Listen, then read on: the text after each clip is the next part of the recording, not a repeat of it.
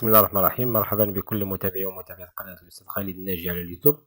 في هذا الفيديو نقدم لكم un exercice complet في l'énergie potentielle et l'énergie mécanique, bien sûr avec l'énergie cinétique. Donc l'exercice كيقول une portion de gouttière BO sous forme circulaire, c'est-à-dire sous forme de cercle, de rayon R est égal à 1 mètre, situé dans un plan vertical. Le point O se raccorde en haut à une autre gouttière identique, c'est-à-dire du même rayon, toujours R, dans le même plan, voir la figure. Les centres O1 et O2 des deux gouttières se trouvent sur la même verticale. Il y a les 3 points sont alignés. Un solide ponctuel S, voilà, le solide ponctuel rouge, de masse M est égal à 100 grammes et lâché sans vitesse initiale du point A. Donc V de A, la première chose c'est V de A est égal à 0. Une hauteur H est égal à 0,2 mètres par rapport au plan horizontal. C'est-à-dire ici, la hauteur de le point A, elle est en H qui est égal à 0,2 mètres. Les frottements étant supposés négligeables et on prend G est égal à 10 mètres secondes moins 1. La première question, choisissons le point O2. Voilà le point O2 comme origine des altitudes, c'est-à-dire que l'axe des Z le point O vers le haut et comme position de référence de l'énergie potentielle, calculer l'énergie mécanique du solide au point O, au point A. Donc on va analyser au point A. Une remarque importante, c'est que les frottements ils sont négligeables. Donc on a négligé les frottements. Passons à la solution.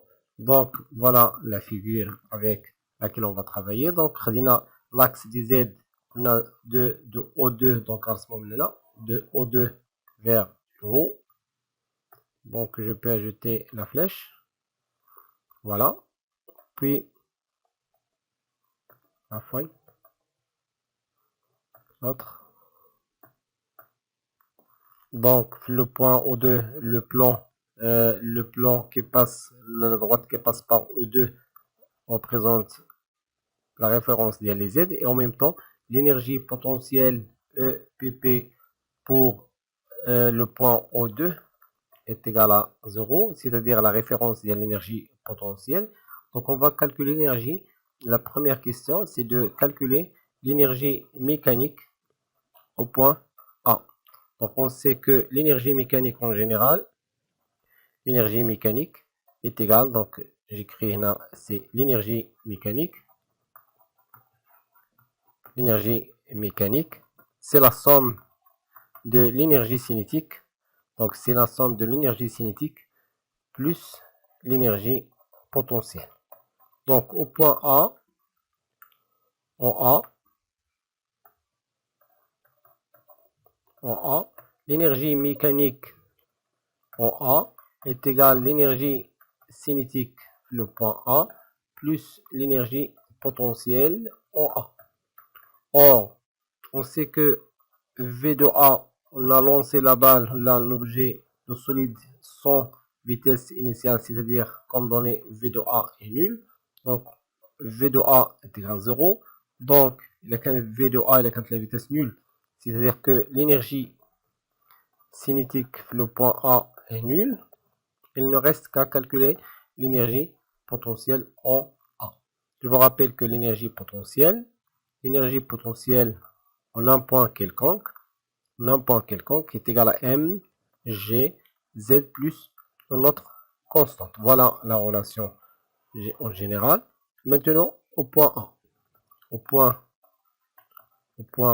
A, on peut écrire que EPP est égal à M, G, Z de A plus la constante. Mais avant, il faut calculer cette constante. À quoi est égal? Bien sûr, on a la référence de l'énergie potentielle flux qui passe par E2 tel que Z est nul, c'est-à-dire que C est nul.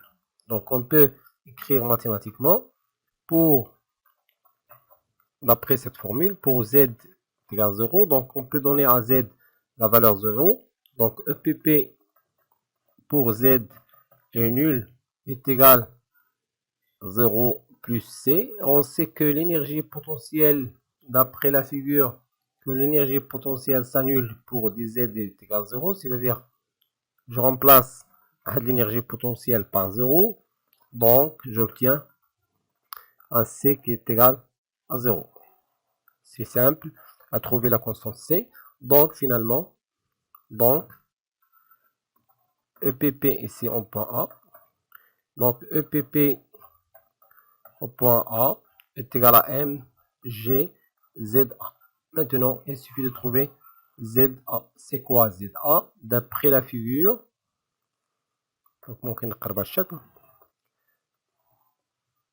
d'après la figure, on peut déduire ZA par small axe dz, toujours.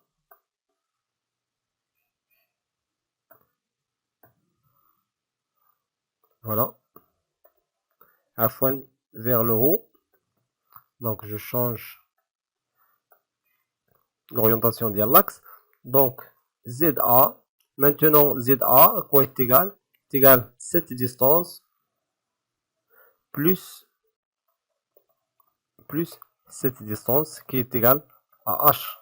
Donc, la première distance est égale le rayon de la courbure, le rayon du cercle, donc R plus H.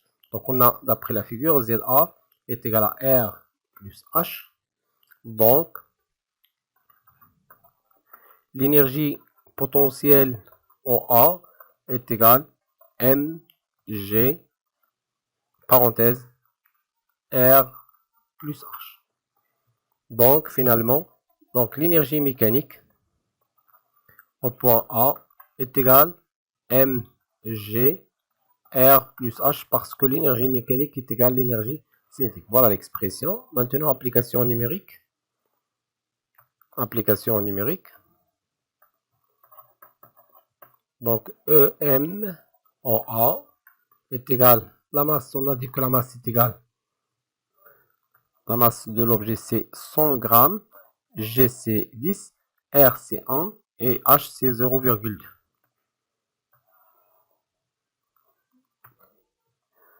Donc 10 grammes, c'est-à-dire 10 fois 10 à la puissance moins 3 en kilogrammes, fois G qui est égal à 10, R c'est 1, plus, je crois, H c'est 0,2. H c'est 0,2 exactement.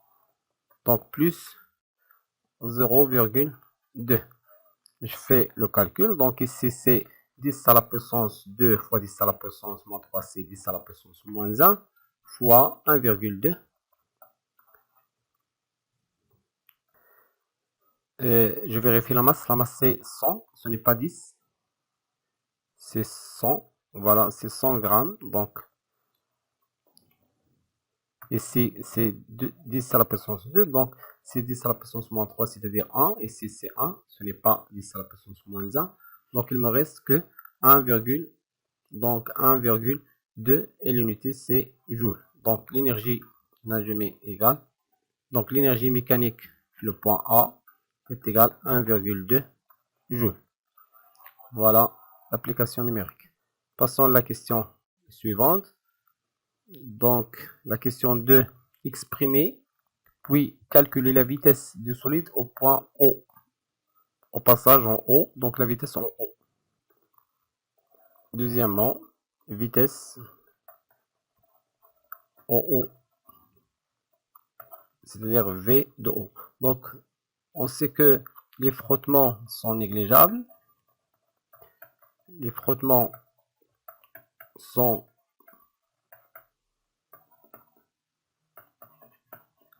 négligeables. Donc, l'énergie mécanique se conserve. Donc, l'énergie mécanique se conserve, c'est-à-dire que l'énergie mécanique au point A est égale à l'énergie mécanique au point O. Donc, l'énergie mécanique au point A, c'est l'énergie cinétique au point A, plus l'énergie potentielle au point A, est égal, la même chose, c'est l'énergie cinétique au point O, plus l'énergie potentielle au point O. Or, on sait que l'énergie cinétique au point A, c'est 0. Donc, il me reste que l'énergie potentielle au point A, donc qui est égal, on a déjà calculé, c'est mg facteur de H plus R, plus l'énergie cinétique au point O, c'est 1 demi mvo au carré, plus l'énergie potentielle au point O. On a déjà écrit que l'énergie potentielle en général, EPP en général, c'est mgz parce qu'on a trouvé que c'est la constante est nulle. Donc au point C, au point O, au PP au point O, elle sera mg z de O. Bien sûr, l'axe des Z, c'est d'ici. Donc z de O est égal à cette distance. Voilà Z de O qui est égal à R. Donc c'est mg R. Donc voilà l'énergie potentielle en O. Donc je remplace ici, donc plus mg R. Je simplifie. Donc j'aurai ici, je développe par le cas mgh plus mgr qui est égal à 1 demi mv0 au carré plus mgr. Je peux simplifier par une expression qui se répète sur les deux côtés. Donc je simplifie encore par m. Donc j'aurai 1 demi mv0 au carré est égal à g fois h. Maintenant, pas d'm, m maintenant, parce que j'ai déjà simplifié par m. Donc v0 au carré est égal à 2gh. Donc finalement, j'aurai v0 qui est égal à la racine de 2gh. Voilà l'expression finale de la vitesse au point O. Maintenant, l'application numérique. Donc v0 est égal à racine de 2. G on a dit est égal à 10. Et h c'est, je crois c'est 0,2. H c'est 0,2 mètres. Donc fois 0 fois 2, 10 à la puissance moins 1. Je simplifie par 10 et 10 moins 1. J'aurai V0 qui est égal 2 fois 2 c'est 4. Racine de 4 c'est 2 mètres seconde moins 1. Voilà V0. Passons à la question suivante. Sur le parcours OD, voilà le parcours OD. Le solide reste en contact avec la surface de la gouttière et sa position est repérée par l'angle θ. Voilà l'angle θ qui est égal O2O, O2O, O2M, c'est-à-dire vers ce sens. Établir l'expression de la vitesse en point M, on a un point M quelconque du trajet OB en fonction de H et de G, de R et de θ. Donc, on va calculer la vitesse de M, un point quelconque, en fonction de H et de R et de G et de θ. Troisième question, on va calculer V de M. Donc toujours, les frottements sont négligeables. Les frottements sont négligeables. Donc l'énergie mécanique se conserve. Donc EM se conserve. Donc on peut utiliser l'énergie mécanique au point M est égal à l'énergie mécanique au point O. Là au point A c'est la même chose. Donc est égal à l'énergie mécanique au point O est égal en même temps l'énergie mécanique au point A. Donc pour l'énergie mécanique au point M, c'est l'énergie cinétique au point M plus l'énergie potentielle au point M qui est égal à l'énergie cinétique au point, on va utiliser le point A, c'est le plus simple. Donc, c'est l'énergie cinétique au point A plus l'énergie potentielle au point A. Or, on a dit que l'énergie cinétique, le point A, toujours est nulle. Donc, il me reste que l'énergie potentielle qu'on a déjà calculée qui est égale mg h plus r. Donc, est égal. L'énergie cinétique, c'est 1 demi m v de m au carré plus l'énergie potentielle. Donc, on va calculer l'énergie potentielle. Je vous rappelle que l'énergie potentielle, en tout point, en tout point quelconque, c'est mg z. Donc, au point M, on va remplacer z par zm. Donc, mg zm. Donc, il suffit maintenant de calculer zm. Voilà zm.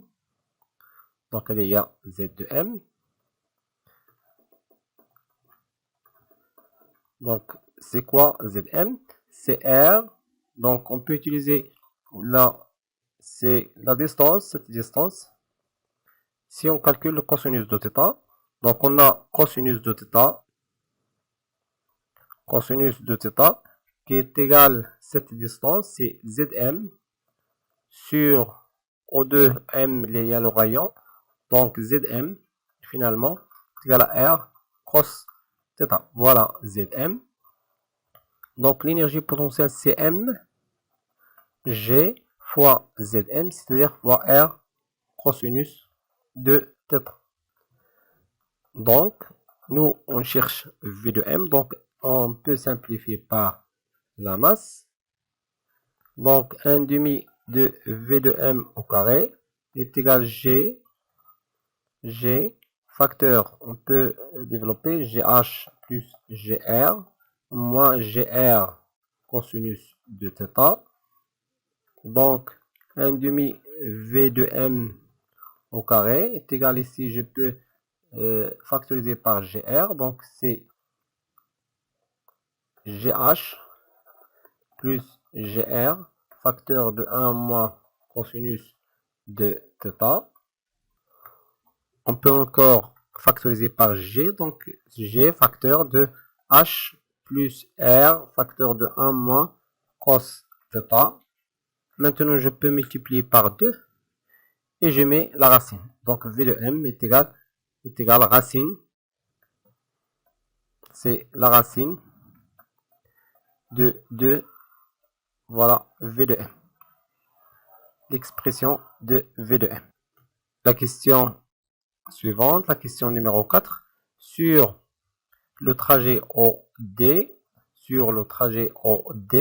la réaction, on montre que l'intensité R de la réaction de la gouttière sur S a pour expression, voilà l'expression de la réaction, c'est mg cosinus de θ moins v carré sur rg. Au point D, le solide S perd le contact avec la gouttière et suit le trajet DC. Déterminer la valeur numérique de θd. Donc, on cherche θd et celle de V de D, la vitesse du solide S au point D. Donc, je vous rappelle R, la réaction. Donc, la quatrième question. La réaction entre le trajet R, D, entre la gouttière est égal à mg, facteur de quoi? Facteur de cosinus θ moins v carré sur rg. Cosinus θ moins v carré sur r fois g. Donc, au point D, R est égal à 0, car le solide perd la balle, perd le contact avec la gouttière, donc c'est-à-dire pas de contact, le point D. Donc au point D,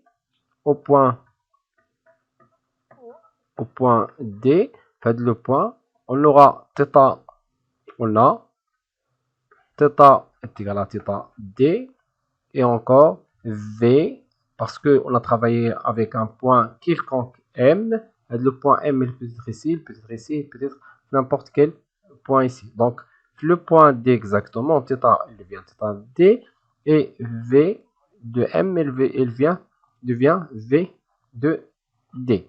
Donc, R, ce R en D est nul, équivalent que M fois G, facteur de cosinus, je donne à cosinus θ, D, moins V carré de D sur RG, qui doit être nul. Or, on sait que MG elle est toujours différente de 0, donc il reste l'expression donc qui est nulle. Donc cosinus de θd est égal à moins V, donc est égal directement, c'est égal V de D carré sur R fois G. Voilà l'expression de cosinus θ. Je vous rappelle qu'on a déjà trouvé la vitesse, le point M. Donc le point M, on a trouvé que V de M est égal à la racine de 2G facteur de H plus R 1 moins cosinus θ. Donc au point M, on a trouvé que V de M, n'importe quel point, est égal à 2G facteur de H plus R 1 moins cos de θ. Donc si D est confondu, si M est confondu avec D, donc si on travaille avec, au lieu de travailler avec un point quelconque M, on va travailler avec le point D, donc V de M est égal à V de D, et je remplace θ par cosinus θd. Donc V de D est égal à la racine de 2G facteur de H plus R 1 moins, et je donne à θ la valeur cosinus de θd. Donc, V au carré, donc je peux calculer directement VD au carré qui est égal à 2G facteur de H plus R 1 moins cosinus de θd. Voilà l'expression de V carré. Maintenant, je remplace dans cette expression, donc cosinus θ, cosinus de θd est égal à cette expression, VD carré, c'est 2G facteur de H plus R facteur de 1 moins cosinus θd sur R fois G. R fois G. Donc, est égal, nous on cherche cosinus θ, donc, et c'est R fois G fois cosinus de θd qui est égal à 2 fois G facteur de H plus R facteur de 1 moins cosinus de θd. Je peux simplifier par G. Donc il me reste que R cosinus de θd qui est égal, donc je peux développer ici 2H plus 2R moins 2R cosinus de θd. Donc je fais déplacer l'expression vers la gauche, donc j'aurai 2R cosinus θd plus R cosinus θd qui est égal, je peux factoriser par 2, c'est H plus R. Donc c'est 3R cosinus de θd qui est égal à 2 facteur de H plus R. Finalement, j'aurai que cosinus θd est égal à 2 facteur de H plus R sur 3R. Voilà l'expression finale de cosinus θd. Application numérique, je trouve cosinus de θd qui est égal à 2 facteur de 1 plus 0,2 sur 3, c'est-à-dire que cosinus θd est égal, c'est 2,4 sur 3 qui est égal à 0,8. Donc θd maintenant, θd est égal à cosinus moins 1 de 0,8. Donc je trouve 36,8 degrés. Voilà, on a trouvé θd. Maintenant, il ne reste qu'à calculer V de D. Donc V de D. Or, V de D, déjà, on a trouvé l'expression de V de D.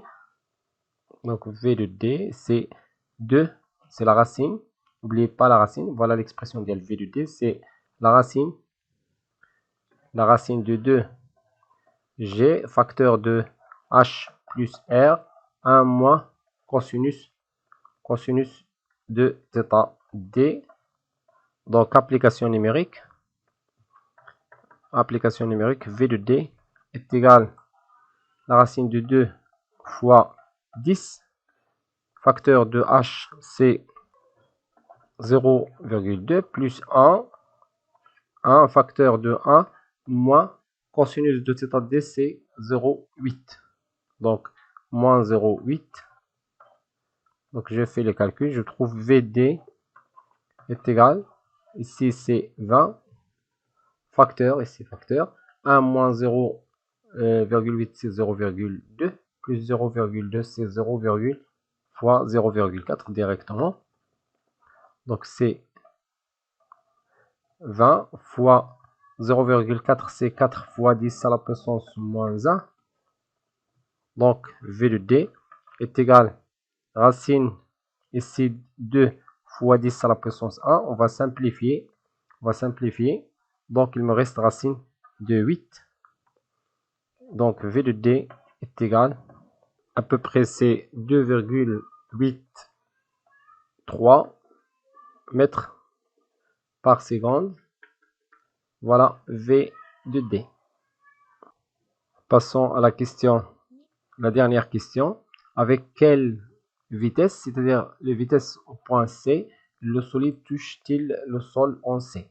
Donc on va chercher la vitesse, le point C. Cinquièmement, la vitesse en C. Le point C sera ici par exemple, le point C, ce n'est pas ici.